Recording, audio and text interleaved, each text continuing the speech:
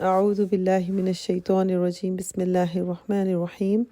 السلام علیکم ورحمت الله وبرکاته. سپا شایسته ګرانو خواندو څنګه یاست؟ الحمدلله. الله چې وکړي چې تاسو ټول جوړ او روغ یاست، د صحت او د عافیت سره یاست، د بهترین ایمان سره یاست. الله سبحانه تعالی څخه دعا کوم چې الله سبحانه تعالی تاسو او تاسو فامیل ټول خپل حفظ او امان کې وساتي، هر ناجوړي څخه وساتي، هر آفت هر مصیبت څخه وساتي.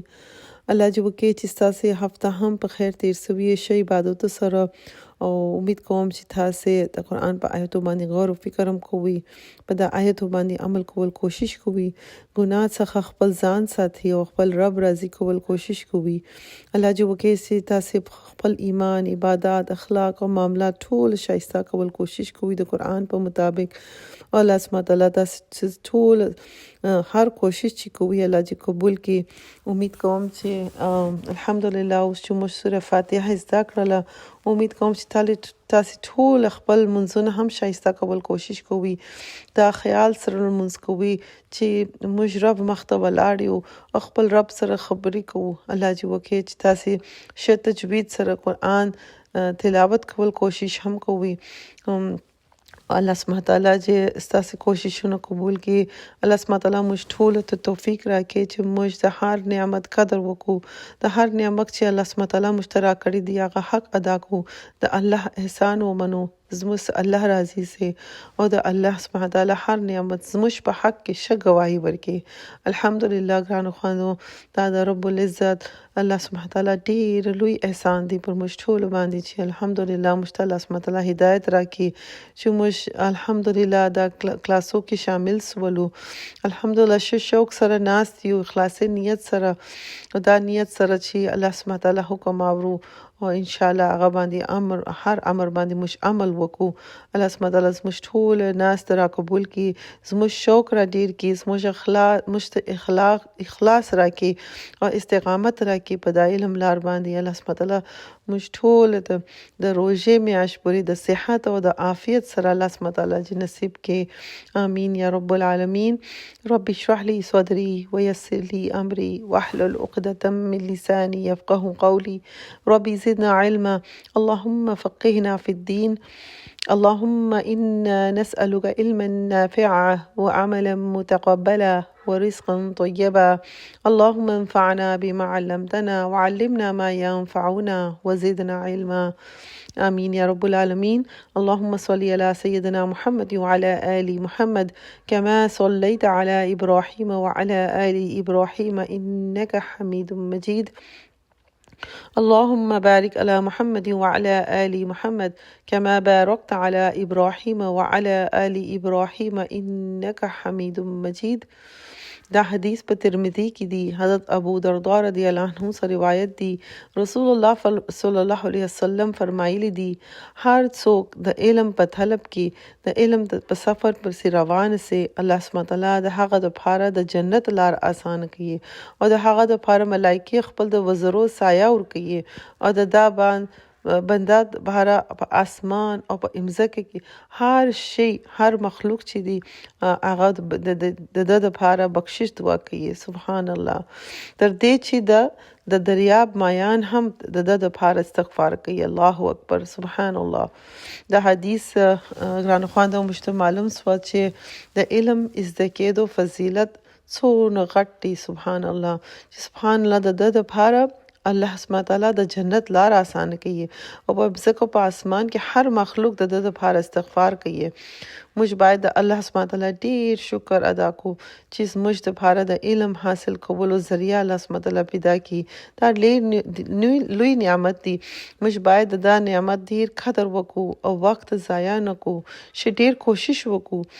الله سبحانه تعالی موږ ته توفیق راکړي چې شوق سره علم زده کو او په هغه باندې عمل کول کوشش هم وکړو او نور ته هم دا علم وشو الله سبحانه تعالی زموږ دپاره علم زده کول آسان کړي او موږ ته استقامت راکړي چې خپل سبق باندې ټینګ سو، خپل کلاسو کې سم شامل سو، سبقونه په یاد کو. الله سبحانه تعالی موږ ته هدایت راکړي چې ګناه وپېژنو، ګناه وبولو، ګناه څخه ځان وساتو، ګناه څخه نفرت وکړو. دغه کوچني ګناه که غټ یې ټوله څه ځان ساتو، هر کوچني غټ ګناه زموږ ټوله محفوظ وساتي، ټوله ګناه زموږ معاف کړي. هغه کوچني ګناه یې که غټ یې، که په قصد مو کړي یا په ناپاهمي کې راسه سوي، که په جهالت کې مو کړي یا که د علم سره مو کړي، ټوله معاف کړي. الله سبحانه تعالی موږ ټوله صالحین جوړ کړي، د نیک خلقو سات را نصیب کړي، نیک عمل کول شوق په زړه کې پیدا کړي. یا رب العزت موږ ټول بهترین مثالونه جوړ کړي، زموږ ظاهر او باطن د درواغ څخه وساتي، زموږ په سوچ کې هم خیر واچي. یا رب العزت زموږ د اولادو سره د دین کارونه واخلي او زموږ سره د دین د کارو کوششونه قبول کړي. یا رب العزت موږ ټول ستا د دین په حدود کې وساتي، د قرآن په آیتو باندې غور و فکر وکړو، عمل وکړو، نور ته هم وشو، قرآن څخه خیر واخلو، د قرآن او د سنت طریقه په ژوند کې شامل کو. یا الهي موږ ټول عبادت چې موږ کوو هغه د شرک عمل څخه وساتي، منافقت او تکبر څخه وساتي، درواغ او غیبت څخه وساتي، اسراف او بخیلی څخه وساتي، غفلت او ګناه، هر ګناه څخه موږ ټول وساتي. یا الهي موږ ټول ته هدایت راکړي چې صلح رحمي وکړو، ستا حق ادا کړو، ستا د کلام حق ادا کړو، ستا د بندگان حق ادا کړو، د خاوند حق ادا کړو، د مور پلار حق ادا کړو، د همسایګان حق ادا کړو. یا الهي موږ ته توفیق راکړي چې خپل فکر وکړو، د اولادو فکر وکړو، خپل فامیل فکر وکړو، خپل عمل فکر وکړو، د آخرت فکر وکړو. یا رب العزت زموږ ایمان را ډیر کړي، زموږ تقوا را ډیر کړي، موږ ټول مؤمنه او محسنه جوړ کړي، فلاح نصیب کړي، موږ ټول د حق لار ښکاره کړي، هر شي چې نه حق دی هغه زموږ ژوند څخه ایسته کړي. یا الله سبحانه وتعالی ستا محبت په زړه کې راواچي، ستا رسول صلی الله علیه وسلم محبت په زړه کې راواچي، د قرآن محبت په زړه کې راواچي، د نیکیان کولو شوق پر زړه کې واچي، د دنیا محبت زړه سے ایسته کې، د آخرت فکر په زړه کې راواچي، د جنت شوق په زړه کې پیدا کړي. یا الهي زموږ نامه اعمال په راسته لاس کې راکړي، په پل صراط لار باندې زموږ لپاره آسانیان پیدا کړي، د جهنم اور څخه موږ ټول وساتي، ستا دیدار نصیب کړي، د هر سایه مو نصیب کړي، د حوض کوثر اوبه موږ ټول ته نصیب کړي. موږ ته توفیق راکړي چې موږ هر خبر چې وکړو هغه کې حق یې، د حق خبرې وکړو. یا الهي موږ ته هدایت راکړي چې خپل اولادو ښه تربیه وکړو، او زموږ اولادو ته د دین لار وښیو، زموږ اولادو ته هدایت ورکړي، د متقیان امام جوړ کړي، زموږ دپاره صدقه جاریه جوړ کړي، د دین بهترین خدمت زموږ اولادو څخه واخلي، زموږ را روان نسلو څخه واخلي، دې ته دنیا او د آخرت کامیابي ورکړي. یا الله سبحانه وتعالی زموږ مور پلار وبخښي، زموږ اولادونه وبخښي، زموږ نکاحګان ناګانې وبخښي، زموږ ټول فامیل وبخښي، زموږ استادان وبخښي، هر څوک چې وفات شوي دي هغه ټول وبخښي او جنت الفردوس نصیب کړي. یا رب العزت هر څوک چې یو مشکل لري، هر خور هر رقم مشکل لري، یا الهي ته هغو دپاره آسانیان پیدا کړي، دا مشکل څخه خلاص کړي، چورته فکرونه را لرې کړي. یا الهي زموږ استادان او هر څوک چې په دا اداره کې کومک کوي ټول په وخت کې په صحت کې برکتونه کښېږدي او دې ته بهترین اجر په دنیا او په آخرت کې ورکړي، اخلاص ورکړي، استقامت ورکړي. یا الهي زموږ ټول ګناهونه را وبخښي. یا الهي موږ ډېر ګناهکار یو، ډېر خطاکار یو، یا الهي ستا فقیران یو، ستا محتاج یو. یا الهي خپل رحمت سره موږ ټول وبخښي. یا الهي هر څوک چې ناجوړ دي هغو ته روغ بشر ورکړي، شفای کامله ورکړي، شفایابي ورکړي، د ډاکټر په لاس کې او په دوا کې شفا کښېږدي. یا الهي د دې زحمتو په تکلیفو په ذریعه یا الهي د دې ګناه توی کړي او د دې درجات بلند کړي. یا الهي هر خور چې اولاد نه لري، یا الهي هغو ته نیک صالحین او صحتمند اولاد ورکړي. هر څوک چې کوچنی لري هغو ته هم آسانیان پیدا کړي او په خیر خلاص کړي او خیر اولاد ورکړي، دي ته صحتمند اولاد ورکړي. یا الهي هر څوک چې واده ته منتظر یې هغو دپاره نیک او صالحین زوج دي ته ورکړي. یا الهي هر څوک چې هر تکلیف لري، هر مشکل لري، هر چورت فکرونه لري، یا الهي ته د زړه مالک یې. یا الهي د ټولو دپاره آسانیان پیدا کړي، د هر مشکل څخه خلاص کړي، چورت فکرونه لرې کړي.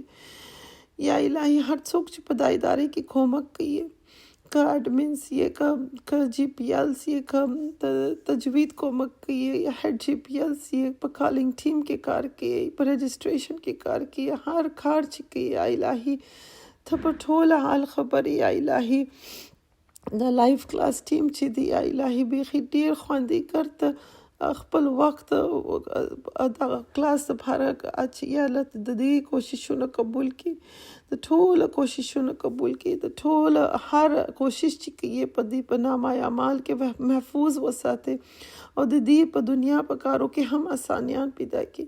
یا الهي الرحمه اسلامیک انسټیټیوټ د هر بد نظر څخه وساتي.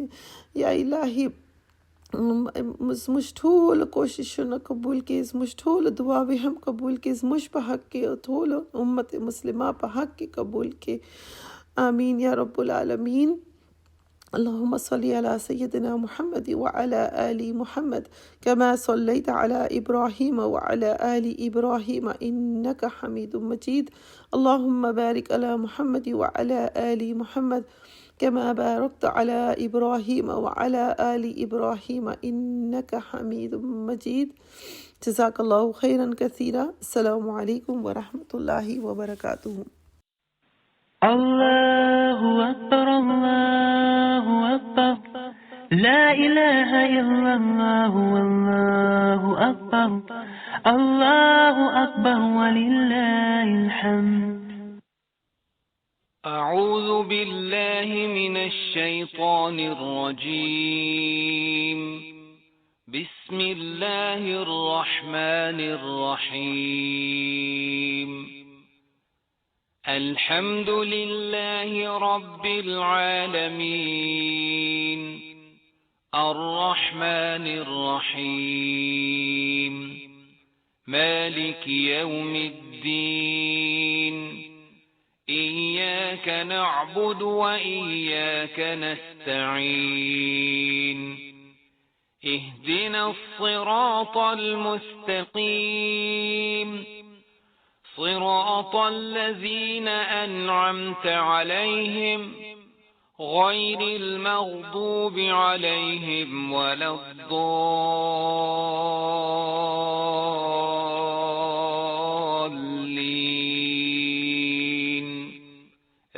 آمين. آمين يا رب العالمين. نحمده ونصلي على رسوله الكريم. أما بعد، فأعوذ بالله من الشيطان الرجيم. بسم الله الرحمن الرحيم.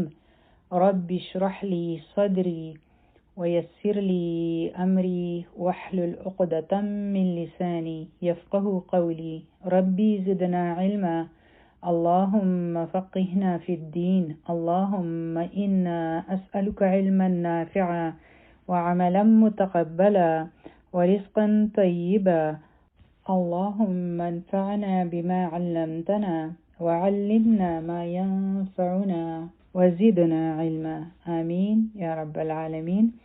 نن به ان شاء الله مونږ د سورة البقره آیتونه کوو او زمونږ آیتونه دي د آیا نمبر 11 نواخله د آیا نمبر 18 پوری، یعنی د 11 آیت نواخله د 13 آیت پوری. اوله به مونږ د دې آیتونو لفظي ترجمه کوو. أعوذ بالله من الشيطان الرجيم. بسم الله الرحمن الرحيم. وإذا أو چکلا قيل ويلشي لهم هغيتا لا تفسدوا متى سفساد کوي في الأرض پزمککی قالوا هغوی وای انما بشک نحن منخو مصلحون اصلاح کول والیو. الا خبردار انهم بشک هغوی هم هغوی دي المفسدون فساد کول والا ولكن او لیکن لا يشعرون نه هغوی شعور لري وإذا او چې کله قیل ویلی شي لهم هغوی ته چې آمنو ایمان راوړی کما لکه څنګه چې آمنه ایمان راوړی دی الناسو خلقو قالو هغوی وایي انؤمنو آیا مونږ ایمان راوړو کما لکه څنګه چې آمنه ایمان راوړی دی السفهاء بے وقوفو الا خبردار انهم بشک هغوی هم هغوی دي السفهاء بے وقوف ولكن او لیکن لا يعلمون نه هغوی علم لري وإذا او چې کله لقو هغوی ملاقات کوي الذين د هغوی سره چاچی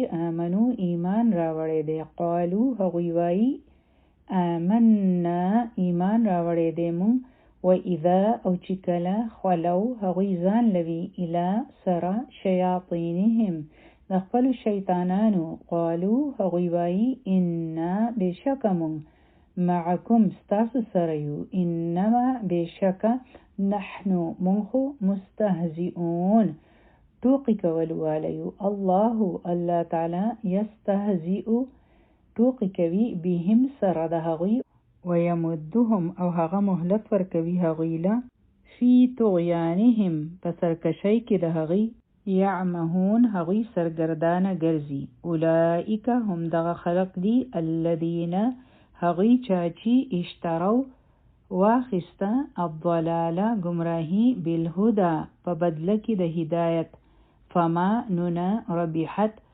فایده من شو تجارتهم تجارت تهغوی وما او نه کانو هغوی مهتدین هدایت مندو والا مثلهم مثال د هغوی کمثلی پشان مثال الذي د هغه چاچی استوقد بلکړو نارن اور فلما پس هر کله چې اضاءت هغه روښانه کړو ما حوله ماحول د هغو ذهب واخستله الله تعالی بنورهم رڼا د هغوی وترکهم او هغو پرېښودل هغوی فی ظلمات په تیارو کې لا یبصرون نشي هغوی لیدی سمون کاڼه دي بکمون ګونګیان دي عمیون ړانده دي فهم پس هغوی لا یرجعون نه هغوی واپس راګرځي الحمدلله د دې ځای پورې زموږ نننی سبق دی او اوس به موږ د دې آیتونو تفسیر کوو د دې صورت په شروع کې موږ د متقین صفات ویلي وو د آیا نمبر 1 نه واخله د آیا نمبر 5 پورې بیا په آیا نمبر 6 او 7 کې موږ د هغه کافرانو په باره کې وی چې هغوی په خپل ضد او عناد کې دومره لرې تللی وو چې د هغوی د واپس راتلو امکان نه و د هغوی حال مکتلی وو چې څنګه په هغوی باندې الله تعالی مهر ولګوو اوس به هغوی چرته هم ایمان طرف ته نه راځي او لکه ما چې درته ویلي وو چې د آیا نمبر 8 نه واخله د آیا نمبر 20 پورې چې کوم آیتونه دي په هغې کې الله تعالی د منافقینو حال کولو کړی دی په دنیا کې 3 قسمه خلق دی 3 ډلې دي یا پاخو او رښتینی مؤمنان دي یا داسې کافران دي چې هغوی الله نه مني او د الله نه انکار کوي یا درېمه ډله د منافقینو ده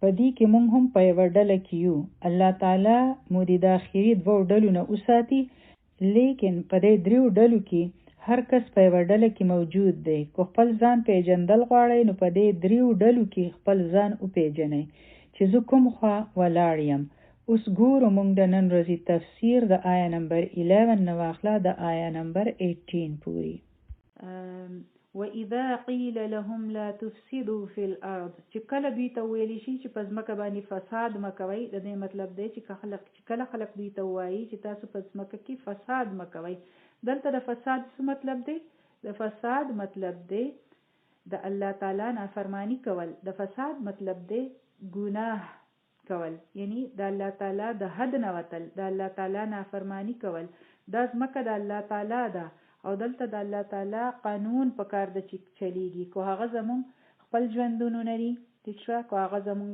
خپل کور دی کو هر ځای دی ټیک شو. نو زمونږ چې دی نو مالک مو الله دی، په کار ده چې د هغو قانون وي او د هغو په قانون باندې مونږ چلیږو او د هغو نافرمانۍ نه کیږي، او انسان چې دی د نافرمانۍ نه او د سرکشۍ نه ځان ساتي او په ګناهونو کې نن خلی. او هغه ځکه چې کله یو انسان فساد کوي نو هغه بیا په معاشره کې داسې یو ماحول پیدا کړي، یعنی چې کله یو ګناه کوي نو هغه د هغې اثر چې هغه بیا د ډېرو زیاتو خلکو پورې رسي او په دې طریقه باندې بیا خرابې سیوا کېږي. او که تاسو ګورئ چې خلک وایي چې فلانې په فلاني واده کې داسې وو، په فلاني ویډیو کې مونږ داسې کتلي وو، راځئ چې مونږ هم دغسې وکړو. ټیک شوه، فلاني داسې جامې اغوستې وې نو مونږ هم پکار دي چې داسې واغوندو. او بیا د الله تعالی د نافرمانۍ کارونه دغه شان په معاشره کې خورېږي. نو فساد مه کوئ، دا د الله تعالی په نافرمانۍ کې راځي، دا کارونه الله تعالی منع کړي دي، نو دې نه منع شئ. نو هغوی ته به داسې ویلی شو او هغوی به په جواب کې وی چې قالو انما نحن مصلحون، هغوی به وی چې مونږ خو اصلاح کول واله یو، مونږ خو فساد نه کوو. چې کله منافقینو ته ویلی شو چې تاسو د الله تعالی په لاره کې پیسې ورکړئ یا جهاد له لاړ شئ، په جنګ باندې وځئ، نو دوی به نه وتل، ټیک شوه، کور به کېناستل، دوی به وی چې مونږ څه کوو چې ځو، هېڅ ضرورت نشته د جنګ کولو، ښه به په ارام په کور کې کینو. او هغوی ته به داسې ووایو هغسې به ووایو. ټیک شوه. نو دا ټول چې دي دا د منافقت نښې دي او فساد خورول چې دي د دې نه ځان ساتل دي. نو هغوی به په جنګ باندې نه وتل، هغوی به وی چې د خو هېڅ ضرورت نشته، خپل کارونه به یې کول او وی به چې ښه په ارام باندې په کور کې کینو او جنګ مونږ نه خوښو او مونږ خو امن پسنده خلک یو او فساد سوله کوو. پوه شوئ په دې خبره؟ یعنی هغوی به وی چې زمونږ په معاشره کې چې څومره خرابې دی، ناانصافي ده، دې ته هم یعنی زمونږ په معاشره کې چې نن څومره خرابې دی یا ناانصافي ده، دې ته هم فساد ویلی شي. یعنی بې انصافي او ظلم دا فساد دی. لکه د یتیم مال خوړل، بت پرستی کول، ښځو له د هغوی حقوق نه ورکول، په جایداد کې حصه نه ورکول، شرک کول، دا ټول فساد دی، کرپشن دی، یعنی د چا پیسه خوړل. ټیک شوه. کوم مذهب چې فساد منع کړی دی نن هغه مسلمانان فساد کوي، یعنی اسلام فساد منع کړی دی او نن مسلمانان په دې لاره باندې ډېر روان دي. او چې څومره هم ناانصافي کېږي په هغې کې مسلمانان انوالو دي. نو مونږ له خو فساد ختمول دي او مونږ په خپله فساد شروع کړو، نو هغوی به وی چې مونږ خو مصلحت خوښوو، مونږ کله فساد کړی دی، یعنی منافقینو به داسې وي. او نن زمونږ هم دغه حال دی. یعنی وادو نکاح کول یو سنته طریقه ده او په دې طریقه بچی راوړل دا حلال کار دی. لیکن چې کله د الله تعالی قانون مات شي، نکاح ونشي او بنده بچی راوړي بغیر د نکاح نه، نو دام فساد دی.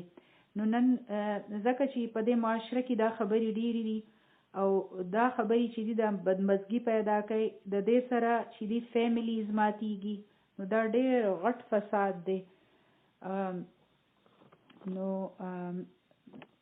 بیا ځکه چې دغه شان بچي پیدا شي او د هغوی په صحیح طریقه سره تربیت ونشي، ټیک شوه، نو بیا هغوی څه شي، هغوی بیا مجرمان جوړ شي په معاشره کې. او چې په کومه معاشره کې بې حیایي سیوا شي او دا نمونه قسمه خبرې ډېرې شي، نو هلته ډېر مجرمان پیدا شي. او چې کله د الله تعالی قانون مات شي، الله تعالی سود حرام کړی دی، او چې کله د الله تعالی قانون مات شو نو څه شو، مالداران زیات مالدار شو او غریبانان زیات غریبانان شو. د هغې اثرات بیا په معاشره کې د لرې لرې پورې رسي، غلاګانې وي، ډاکې وي، لوټ وي، مار وي. او بیا خلک وایي چې د هغو کره دومره حسود او زما کره ولې نشته، زما ته خو صرف په مړه خېټه ډوډۍ نه میلاویږي. ټیک شوه. نو هغوی بیا کرپشن کوي، جنګ جګړې کوي، حرامې پیسې اخلي. ټیک شوه. نو مونږ ته د دې ټولو خبرونه پرهیز کول دي چې کله د الله تعالی قانون مات شي نو د هغې سره په ټوله معاشره باندې اثر پرېږدي. او د الله تعالی قانون ماتول فساد دی، د الله تعالی نافرمانی فساد دی. نو فساد فی الارض یعنی په ځمکه کې فساد مه کوئ. او د هغوی فساد څه و چې کله به هغوی د نبي کریم صلی الله علیه وسلم خبره نه منله هغوی به نه اورېده او هغوی به نه منله او چې هغوی ته به وویلی شو چې فساد مه کوئ نو هغوی ته به خپل غلط کار ټیک ښکارېدو. هغوی به وایي چې موږ خو اصلاح کول والی یو. نو د منافق یو بله نښه دا ده چې هغوی په خپله په ځمکه باندې فساد کوي، د الله تعالی قانون نه مني، د هغو قانون ماتوي. دویمه خبره دا ده چې خپل غلط کار ورته صحیح ښکاري، یعنی خپلې غلطې طریقې ورته ټیک ښکاري. او شیطان انسان ته خراب کار ډیر ښکلی کوي او دوی هم دغه شان کوي چې کله خپل خراب کار وي کنه نه هغه شیطان چونکې دوی ته ښکلی کړي نو دوی ته هغه خپل خراب کار چې دی نو هغه ورته صحیح ښکاري او وایي چې موږ اصلاح کوو، موږ کوم غلط کار کړی دی. یعنی هغوی فساد کوي او په نظر ورته نه راځي او غلط کار ته هغوی نیکۍ والا کار وایي. او څومره زره داسې وشي چې یو ګناهګار وي او هغو ته پته وي چې زه په غلطه لاره یم او بیا هم هغو ته خپله لاره صحیح ښکاري. موږ وایو چې نه دا خو ښه شی دی او نورو خلکو ته وایي چې تاسو هم دغه شان کوئ او په خپله هم هغسې کوو، نو هغه وخت زموږ شعور نه وي چې دا خو د الله تعالی د نافرمانۍ کار دی. او د دې داسې بېشماره مثالونه دي او موږ د هغې په کولو باندې خوشحالیږي او هغه موږ ته ښه ښکاري. ستاسو په ذهن کې به هم ټول مثالونه راځي. زه په دې وجه باندې بیان نه غواړم، ډسکس کول یې نه غواړم ځکه چې بار بار خرابې بیانېږي. ټیک شوه؟ دا یعنی خرابې خبرې بار بار نه وي کول پکار، لیکن هر چا ته پته ده. لیکن دلته خبره د پوهېدو ده، یعنی هر بنده ته پته وي چې کم کار خراب دی او کم کار بد دی. لیکن منافق چې وي هغه ته پته وي چې دا کار خراب دی لیکن هغه خراب ښه کار ښه ګڼي او فساد ته اصلاح وایي. او دریمه کومه خبره چې مونږ یې زده کړه هغه دا ده چې خپله غلطي نه مني. منافقین نښه یو دا ده چې که هغو ته خپله غلطي ښکاري هم خو هغه وایي چې نه زه خو مصلح یم، مونږ خو اصلاح کولی والی، ما خو غلطي نه ده کړې. او الله تعالی څه فیصله ده؟ الله تعالی فرمایي الا انهم هم المفسدون چې دوی ولکن لا یشعرون، یعنی هم دا فساد کول والی دي لیکن دوی شعور نشته، دوی شعور نه لري، دوی په دې خبره پوهېږي نه. منافق څه وي؟ هغه بې عقله وي، د هغو پوهه نه وي، دا نه وي چې هغو تعلیم نه وي کړی. دا پوهه لرل چې بنده ته خپله غلطي په نظر راشي چې زه په غلطه یم. په دې هم ډېر کم خلک پوهېږي، شعور لري، پوهه لري، عقل وي ورسره، لیکن د هغې باوجود چې وي چې کوم غلط کار دوی کوي نو د هغې نه د دوی شعور خالي وي، د دوی سنس نه وي. وَإِذَا قِيلَ لَهُمْ او چې کله وویلی شي هغوی ته آمنو چې تاسو ایمان راوړئ کما آمن الناس لکه څنګه چې نورو خلکو ایمان راوړی دی. نو دا کوم خلک دی؟ دوی ته دا نه ویلی کېږي لکه څنګه چې مهاجرین ایمان راوړی دی، لکه څنګه چې ابوبکر صدیق رضی الله عنه ایمان راوړی دی، بلکې وویلی شو چې د خلکو په شان ایمان راوړئ. د دې مطلب دی چې په معاشره کې ټول خلک د ابوبکر رضی الله عنه او د حضرت عمر رضی الله عنه په شان په ایمان کې نه وو، ټول د حضرت عثمان رضی الله عنه او د حضرت علی رضی الله عنه په شان نه وو، ټول حمزه او د طلحه رضی الله عنه په شان نه وو، عام مسلمانان وو. تاسو ګورئ چې ځینې صحابه د 10 مبشره نه دي، جلیل القدر صحابه کرام دي، څوک د هغوی نه کم دي او څوک د هغوی نه کم دي، نو د هر چا د ایمان لیول یو شان نه وي. نو هغوی ته ویلی شو لکه څنګه چې خلکو ایمان راوړی دی، یعنی د عام صحابه په شان ایمان راوړی، کم از کم د هغوی په شان یعنی د هغوی رښتینی ایمان وو. د سابقون والاولون په شان هغوی ته نه دی ویلی شوي چې د هغوی په شان راوړی، یعنی د عام خلکو په شان راوړی. قالو نو هغوی سوایي څوک؟ منافق انؤمنو چې مونږ ایمان راوړو آمن السفهاء لکه څنګه چې بېوقوفه خلکو ایمان راوړی دی.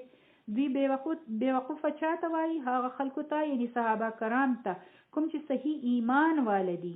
نو دوی هغوی ته ولې بېوقوفه وایي؟ د سفها څه معنی ده؟ سفها هغوی ته وایي چې کله څوک په خپله فایده او نقصان نه پوهېږي. نو موږ ته څوک هوښیار ښکاري چې کله څوک په پیسه ګټلو باندې پوهېږي، چې کله څوک په انویسټمنټس باندې پوهېږي چې په فلاني ځای کې زه خپله پیسه ولګوم او دومره فایده به وکړم. ټیک شوه؟ او او لکه چې بنده په ښه نرخ باندې څه شی واخلي او یعنی په ګراني خرڅ کړي نو موږ وایو چې دا بنده ډېر عقلمند دی. او چې کله چاته د خپل راتلونکي ژوند د نفع او نقصان پته نه وي، یعنی د اخرت غم ورسره نه وي، نو موږ وایو چې دا چې دی یعنی الله تعالی فرمایي چې هغه بېوقوفه دی چې چا سره د خپل ایمان یعنی د خپل اخرت فکر نه وي، هغه ته بېوقوفه ویلی شوي دي. نو هغوی صحابه کرام متعلق چې وو نو هغوی خپله دنیا پرېښې وه ځکه چې د هغوی سره خو زیات فکر د خپل آخرت و. نو دا منافقین چې وو نو دوی ته هغوی بېوقوفه ښکارېدل چې دا دوی څو په آخرت پسې لګېدلي دي او د دنیا هر څیز د دوی چې دی نو یعنی ټیک نه دی، دوی نه خپله فایده ګوري نه خپل نقصان ګوري. او مونږ چې موږ خو په آرام باندې ناست یو، ټیک ده، یعنی دوی به جنګونو نه نه تلل، هېڅ به یې نه کول، پیسه به یې نه ورکوله. نو او بیا هغوی ته حضرت ابوبکر صدیق رضی الله عنه چې و نو دی ډېر زیات مالدار و چې کله دی په مکه کې و او چې دی مدینې ته راغی نو هغوی وی چې دا دی څه کم عقل دی، یعنی هلته دومره مالدار و هغه هر څه دو پرېښودل، دلته راغلی دی هوملیس شو، دلته رفیوجي جوړ شو او که رفیوجي نه وي نو ایمیګرنټ جوړ شو. نو دا دی څه کوي؟ نه یې کور شته نه یې اجره شته او دا څه د بېوقوفۍ کار دی کوي. حضرت عثمان رضی الله عنه ته وګورئ، هغه څومره مالدار و هلته او دلته راغی خالي لاس دی. حضرت عبدالرحمن بن عوف هلته ډېر مالدار و نو دوی څه وکړل؟ او دلته هم چې ورسره ایله پیسه کېږي نو هغه په اسلام باندې بې درېغه خرچ کوي، نه ورسره د بچو خیال شته نه ورسره د خپل کور خیال شته او په غزوات باندې ځي، جنګونو له ځي، پاخو باغونه پرېږدي، د یو شي غم نه کوي، نه د خپل بال بچ غم کوي. او یعنی هغوی ته دا ټول هر څه چې وو بېوقوفي ښکارېده. نو هغوی داسې نشو کولی. هغوی وی چې دا خو څه بېوقوفه دي، موږ د دوی په شان ایمان راوړو. نو دلته کې د دوی هغوی طرف ته اشاره ده. د دوی دپاره خو هغوی وی چې د دې صحابه کرام رضی الله عنهم دپاره خو هر شی اسلام دی او اسلام دی او اسلام دی، نور هېڅ نشته د دوی په ژوند کې او هر شی دوی په اسلام باندې قربانوي. هغوی ته دا ډېره بېوقوفي ښکارېده چې دا هر څه موږ څنګه پرېږدو، زمونږ جابونه دي، زمونږ بزنس دی، زمونږ به نقصان شي، زمونږ په مال کې به کمی راشي، موږ ولې هر شی د اسلام دپاره ورکو؟ نو الله تعالی فرمایل چې الا انهم هم السفهاء ولكن لا يعلمون، چې په اصل کې خو بېوقوفه دوی په خپله دي، دوی ته څه پته ده چې هغوی څومره غټې غټې سوداګانې وکړې او دوی دغه شان پاتې شو. دوی ته خو خپله بېوقوفي اوس نه ښکاري، لیکن د قیامت په ورځ به ورته ښکاره شي. دوی ته به د خپلې دوکې ورکولو هم په هغه ورځ پته ولګي چې موږ څومره دوکه خوړلې وه په دنیا کې، موږ خو خپل ځان له دوکې ورکړې وې، موږ خو بېوقوفه وو او دوی عقلمند وختل ځکه چې دوی د آخرت دپاره خرچ کړې وه. موږ د دوی عقل او پوهه نشته. یعنی نن زمونږ د خلکو هم دا خیال وي نه چې مونږ چې په دنیا کې څوک کامیاب وي نو مونږ ته هغوی صحیح ښکاري. نو نن هم داسې خلکو ته بېوقوفه خلک وایي چې څوک د دین دپاره قرباني ورکوي. خلک وایي چې اوله ښه صحیح و او چې کله د دین طرف ته راغی نو بیا یې دغه شان کارونه شروع کړو. او دا خلکو چې ته چې کوم سبق ښیي ځان له ښکلی حجاب ولې نه کوي، څو پیسې به وګټي او دا څه قرآن ویلي شروع کړي دي. او نو دا خلکو ته د بېوقوفۍ کار ښکاري. نو ولې نن داسې نه ده؟ نن هم هغه سوچ دی، نن هم ځینې خلک د اسلام په نوم فساد کوي او هغوی وایي چې موږ ښه کار کوو، نو هغوی فساد کوي، فتنې کوي او امن او چین خلکو له خرابوي او د هغوی دا خیال وي چې موږ اصلاح کوو.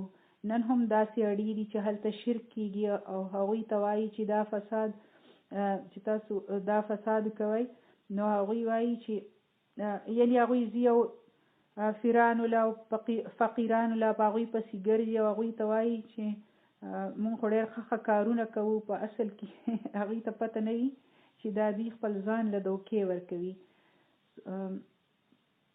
او په دې طریقه غلط کارونه کوي. ځکه چې الله تعالی انسان له عقل ورکړی دی چې تو د خپل عقل نه کار واخله او ځان پوهه کړه، نو هغوی په خپل سود او زیان نه پوهېږي. نو که تاسو سوچ وکړئ نو ولې نن زموږ دغه شان سوچ نه دی؟ که چېرې موږ د صحابه په زمانه کې وی نو زموږ به څه حال و؟ دا د الله تعالی په موږ باندې ډېر غټ رحم دی او د هغه پکې ډېر غټ حکمت دی، ځکه چې زموږ چې نن کوم سوچ دی ټیک شه، نو دغه شان سوچ خو به زموږ بیا هغه وخت هم و، ځکه چې په هغه وخت کې هم داسې کسانو چې هغوی به داسې خبرې کولې.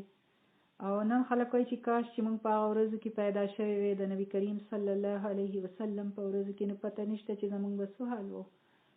موږ به وی چې دا دوی څه کوي، دوی خو خپل هر څه د دین لپاره لګوي، نه یې په خپل ځان کار شته، نه یې په خپل فیملي باندې کار شته، نه یې په خپلو بچو کار شته، بس هر وخت الله الله او رسول کوي او د هغوی سره یې وفادارۍ دي. موږ خو داسې بېوقوفي نشو کولی، ځکه چې که چېرې په ننني سینریو کې ورته موږ وګورو نو زموږ خو یو کار هم د صحابه کرام رضی الله عنهم په شان نه دی، چې کله هم موږ ګورو چې څوک د دین په لاره روان دي او د هغو د دنیا نقصان کیږي او بیا هم هغه د دین په کار کې لګیا وي او محنت کوي، نو موږ ته هغوی پاګلان ښکاري، که مقل راته ښکاري. موږ وایو چې دی خو په خپل سود او زیان نه پوهېږي، دی کوم طرف ته روان دی، دی څه شروع کړي دي. موږ ته ډېر عجیبه کار ښکاري، موږ ته لیونتوب ښکاري، موږ وایو داسې لیونی شوی دی. نو ولې نن داسې خلک نشته؟ زموږ په سوچ کې او د هغوی په سوچ کې څه فرق دی؟ او ګورئ هغه څوک چې پوهه کوي نو هغوی ورته وایي، هغوی ورته داسې نه وایي چې ستاسو سره خو ایمان نشته، دا تاسو څنګه ایمان راوړی دی یا دا تاسو څنګه ایمان دی. ګورئ چې موږ کله چاته خبره کوو نو موږ خلکو ته دغه شان وایو او خپلو بچو ته دغه شان نصیحت کوو چې دا ستا څنګه ایمان دی، دا تو په دې حال یې، او د پیغور ورکولو سره سره موږ پوهه کول کوو. بلکې هغوی وایي، یعنی هغوی به څنګه وي، هغوی به ورته ډېر په ښکلې طریقه سره نصیحت کوو چې ایمان راوړئ، لکه څنګه چې نورو خلکو ایمان راوړی دی، تاسو ولې داسې ایمان نه راوړئ؟ هغوی ته داسې نه دی ویلي چې دا په تاسو کې څه منافقت دی. نو ولې هغوی به که چېرې هغوی ویل غوښتې نو هغوی نشو ویلی، نو دا آیاتونه چې دي نو ولې هغوی داسې نشو ویلی، لیکن تاسو به چېرته هم ونه ګورئ چې هغوی چاته ګوته نیولې ده، فینګر پوینټینګ یې کړی دی چې هغه دی منافق دی او یا یې پورې خندا کړې وه چې وګورئ هغه دی روان دی او بیا یې په ټولګو کې په چا پورې خنداګانې کړي دي چې فلاني ته وګورئ په هغو کې دا ټولې نښې دي د منافقت، هغه دی منافق، هغه دی منافق. بلکې د هغوی سره به زیات خپل فکر و، د خپل ایمان جایزه به یې اخیستله، داسې به یې نه کول چې په خلکو پورې به یې خنداګانې کولې، په هغوی پورې به مذاق او مسخرې کولې. او زموږ خو زیات نظر په نورو خلکو وي، خپل فکر را سره بالکل نه وي. او د دې آیتونو د ویلو نه پس ډېر څه دي چې هغه موږ ته ټیک کول دي، موږ له په خپل ځان باندې ډېر کار کول دي چې موږ د ټولو نه مخکې په خپل ځان کې بهتري راولو، او الله تعالی دې زموږ دننه د منافقت یو شی ختم کړي. منافق چې وي نو هغه ابن الوقت وي، یعنی هغه د وخت مطابق چلیږي، چې کوم طرف ته هوا چلیږي نو هغې طرف ته روان وي، او چې کوم طرف ته یې فایده وي نو هغه طرف ته ځي. او وایي چې څنګه ملک وي نو هغه شان جامه اغوستل پکار وي، او وایي چې د وخت مطابق چلیدل پکار دي. د دنیا سره غرق ښیي او ځان له یوازې تلل خو بېوقوفي ده. نو دا بېوقوفۍ مه کوئ، خلکو ته وایي بس د دنیا سره روان اوسئ. نو الله تعالی دې مونږه معاف کړي. وَإِذَا لَقُوا الَّذِينَ آمَنُوا، او چې کله دوی ملاقات کوي د هغه خلکو سره، د چا سره دوی ملاقات کوي؟ د ایمان والو سره. چې کله دوی د هغوی سره ملاقات کوي نو وایي قالو، دوی وایي آمنا، مونږ ایمان راوړی دی، یعنی هغوی ته وایي چې مونږ ایمان راوړی دی. او مخکې هم مونږ ویلي وو چې دوی د ایمان راوړلو دعوه کوي، پاتم آیت کې د دوی خبره راغلی وه. نو دوی مؤمنانو ته بار بار دا خبره کوي، او د هغې وجه دا ده چې د دوی په زړونو کې ایمان نشته، نو په خوله باندې بار بار دا خبره کوي چې دوی ته مونږ رښتینې ښکاره شو. وَإِذَا خَلَوْا، او چې کله دوی یوازې وي إِلَى شَيَاطِينِهِمْ، د خپلو شیطانانو سره، قالو، نو دوی وایي انا معکم، مونږ بېشکه ستاسو سره یو، ستاسو ملګري یو.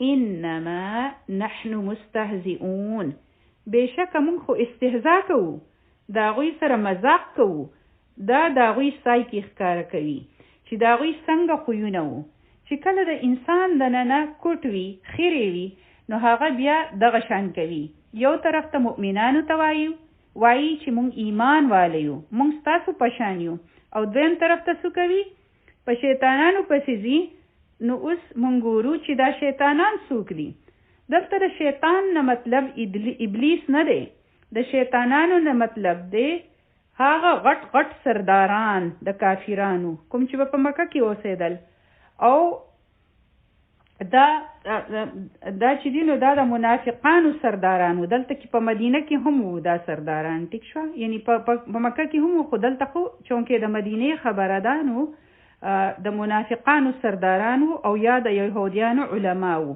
چې به دوی د ایمان راوړلو نه منع کول نو هغوی ته دلته شیطانان ویلې شوي دي هغه د دوی ملګري وو یعنی غټ سرداران وو د دې نه مونږ ته پته ولګېده چې په انسانانو کې هم شیطانان وي داسې نه ده چې صرف په جناتو کې وي یعنی پیریانو کې وي په انسانانو کې هم وي او هغوی خلک لمسوي ټیک شو او دا شیطانان څنګه شیطانان دي یعنی بے سره چې ورته وایو یا سرکش شیطانان دي په حدیث کې راځي چې موږ د جناتو په انسانانو کې چې د جناتو په انسانانو کې چې کوم شیطانان دي نو د هغې نه پناه غواړئ نو چې کله هم پناه غواړئ نو د جناتو د شیطانانو نه هم خو موږ غواړو خو د انسانانو د شیطانانو نه هم غواړئ ځکه چې موږ اکثر په انسانانو باندې یقین کوو او دا راته نه وي پته چې دا خو هم شیطانان دي ځکه چې هغوی د الله تعالی د لارې نه انسانان لرې کوي د دې ایمان نو دې ایمان والو ته وایي چې موږ ستاسو په شان یو څوک وایي داسې منافقین هغوی څه وایي مؤمنانو ته وایي چې موږ ستاسو سره یو او چې کله د هغوی د خپلو سردارانو له لاړ شي هغه غټ مشران کسان چې دي نو هغوی ته وایي چې موږ خو ستاسو سره یو مونږ د مسلمانانو سره هسې ټوقې او مزاح کوو مونږ خو د هغوی سره د زړونه نه یو د دې نه څه پته ولګېده د یو داسې انسان چې هغه د هیڅ چا سره هم مخلص نه دی نه دی د دوی ملګری دی او نه د هغوی په اصل کې هغه د خپلې فایدې بنده دی چې د کوم ځای نه د هغوی فایده وي نو هغه طرف ته منډه وهي او استهزاء ما تاسو ته ویلي وو چې دا داسې مذاق ته وایي چې کله څوک په چا پورې خندا کوي نو دی وایي هغوی ته یعنی دغه سردارانو ته چې دا څو کم عقل خلک دي دا خو موږ په دوی پورې خنداګانې کوو د زړونه خو موږ ستاسو ملګري یو او دوی ته خو موږ هسې دروغ وایو لیکن په اصل کې دوی د هیڅ چا هم ملګري نه دي نو دلته د دوی د سایکالوجي پته لګي تاسو ګورئ بعضې وخت الله تعالی دې موږ ټول معاف کړي دا خویونه په موږ کې هم وي چې کله موږ ګورو چې دیندار خلک دی د دین په مجلس کې یو نو هلته موږ د هغوی په شان شو او هغوی ته وایو چې تاسو ته پته نشته چې زه خو ډېره تعجزګزاره یم زه خو ځان له دومره منځونه کومه نفلونه کومه بچي مې هم ډېر زیات ښه دي هغه هم داسې نیکان دي چې درته ویلی نشم او بیا چې کله تاسو هغوی په بل مجلس کې وګورئ نو تاسو به یې ونه پیژنئ چې دا له هغه خلق دی ټیک شو نو یعنی زمونږ هم دوه روخه وي اوس د هغوی سره د هغوی په ژبه کې خبرې کوو نه ورته د الله او د رسول پته وي نه د مونځ نه د یو څیز ورته هم پته نه وي او بیا په دین والو پورې خنداګانې هم کوي بیا د هغوی سره میلاو شي چې څنګه کلی نو هغه شان جامې اچوي جی ها دا منافق والا خویونه دي او مونږ هیڅ چاته هم منافق نشو ویلی دا خبره یاد وساتئ په حدیث کې راځي چې مونږ چاته منافق نشو ویلی په دې دنیا کې ځکه چې دا د زړه دننه عمل دی او مونږ د چا د زړه تماشه نشو کولی لیکن منافق والا خویونه څنګه وي هغه مونږ ته الله تعالی په خپل کتاب کې وښیل چې کله په زړه کې دننه خیرې وي نو په ظاهره د هغې داسې نتیجه وي یعنی هغه بیا په بنده باندې ښکاري ځکه چې زمونږ عمل زمونږ د دننه عکاسي کوي دا د هغې عکس وي د هغې تصویر وي نو بیا د انسان د عمل نه پته لګي چې دی په حقیقت کې څنګه دی. داسې خلکو ته موږ په دنیا کې سوایو دوغله، دوه مخونو والا، دوه روخونو والا. په دنیا کې هم د چا داسې خلک بالکل نه وي خوښ. ټیک شوه؟ په دنیا کې هم د چا داسې خلک نه وي خوښ، او داسې خلکو ته د لستوڼي ماران هم ویلی شي. ځکه چې د چا سره ناست وي نو هغوی ته وایي چې موږ ستاسو سره یو، او هغه پرې یقین کوي. هغه ورته د زړه خبرې وکړي، خپل رازونه ورسره شیر کړي، او بیا هغه لاړ شي او نورو خلکو ته د دو خبرې وکړي. نو د لستوڼي مار شو که نه، نو دا نمونه دشمنان د ظاهري دشمنانو نه زیات خطرناک وي. ولی؟ ځکه چې دوی د شا د طرف نه په بنده کې چاړه منډي، د دوی دشمنی په نظر نه راځي، د دوست په جامه کې دشمن وي. په ظاهره بنده ته خپله دوستي ښکاره کوي چې زه ستاسو ملګری یم، او په زړه دننه دشمني کوي. تاسو دا ماته ووایئ چې ستاسو خطره د کوم دشمن نه زیاته وي. چې څوک ستاسو صفا دشمن وي نو بیا تاسو د هغو نه ځان بچ کوئ که نه. لیکن چې یو داسې دشمن وي چې هغه د دوست په جامه کې وي، هغه څومره خطرناک وي، ځکه چې تاسو د هغو نه پرده نه کوئ. نو دوی سوایي قالو آمنا، مونږ خو ایمان والیو، مونږ هم ستاسو په شان یو. دا دومره بد شی دی، او په عام ژوند کې هم دومره بد شی دی. په عام ژوند کې هم منافقین والا خوی دی، خو د دین په معامله کې خو د دې انجام ډیر خراب دی. نو په دې وجه د دوی د اوسېدو ځای په جهنم کې د ټولو نه لاندې دی، ځکه چې د دوی دشمنی اسلام ته ډیر غټ نقصان رسوي. خلکو ته خودی په ظاهره مسلمانان ښکاري. ګورئ چې هغوی وایي چې دا خو مسلمان دی، دی خو داسې نه کوي، د هغو خو پته نشته دماغ خراب دی یا پاگل دی. اصلي خو داسې مسلمان پکار دی، مسلمانی پکار ده، لیکن دوی څه کوي؟ د اسلام بنیاد له نقصان ورکوي. د دوی خویونه د دننه نه موږ نشو پیژندی، لیکن الله تعالی د دوی خصلتونه موږ ته وښیل چې موږ خپل ځانونه هم وګورو. که چېرې په موږ کې داسې سیمټمز د بیماری وي نو موږ له پکار دي چې موږ خبر شو، چې موږ وپیژنو چې هی الله خدا په ما کې، یا الله چېرته په ما کې چې دا قسم منافقت خو نشته. یعنی موږ خپله جایزه والو چې زه کوم ځای یم، نو هغه چې زه کوم ځای یم نو هغه شان چلیږم. د ګناهونو په مجلس کې زه په بهادرۍ سره حصه اخلم، او په درس کې کینم نو زمانه څوک نیک او زبرګه نه وي، او په مسجد کې زمانه څوک نیک په نظر نه راځي. او چې بل ځای ما بندویني نو زما د پیژندو نه انکار وکړي چې دا لا څنګه مسلمانه ده. د دې مطلب هرگز دا نه دی چې بنده دی په مسجد کې هم غلط کارونه کوي، او یا د درس په مجلس کې دی ګناه کوي، لیکن د دې مطلب دا دی چې بنده خپل رویه صحیح کړي، چې د منافقینو طریقې دي، او په مونږ کې یو کس هم نه غواړي چې د منافقت یو معمولی جلک وي په مونږ کې. ځکه چې په چا کې څومره هم ډېرې نښې وي د منافقت، نو بیا هغه د دومره درجې منافق دی. نو منافق وی خپل شیطانانو ته چې موږ خو د مؤمنانو سره صرف مذاق کوو، تاسو فکر مه کوئ، موږ کو د هغوی سره کینو پاسو نو دا موږ په هغوی پورې خنداګانې او پیشاړي کوو، او زمونږ خلوص چې دی نو هغه ستاسو سره دی.